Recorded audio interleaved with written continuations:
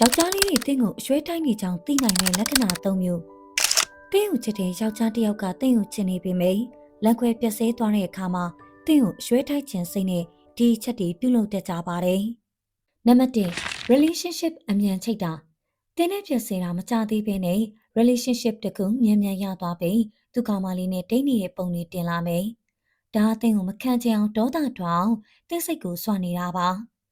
တင့်ကိုချစ်နေလို့အရွှဲတိုက်တာလည်းဖြစ်နိုင်တယ်လို့တင်ကိုလုံးဝမချစ်တာလည်းဖြစ်နိုင်ပါတယ်။နံပါတ်2အချစ်ရင်းနဲ့ဆိုင်တဲ့ post တွေ share မယ်။သူ့ဘောထဲမှာအချစ်ရင်းနဲ့ဆိုင်တဲ့ post တွေခဏခဏ share ထားမှာဖြစ်ပြီးဒါသူ့အနေနဲ့တင်ထားရခဲ့တဲ့ပုံသူဘာမှမခံစားရဘူးလို့တင်သိစေချင်လို့ပါ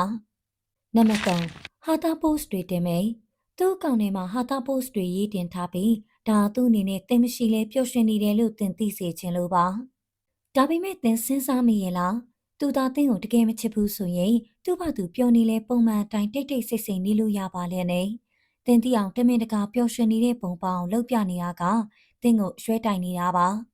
တင်ကိုရွှဲတိုင်နေတဲ့ဆိုရဲကသူ့ရင်ထဲမှာတင်ကနေရာယူထားလို့ပါပဲ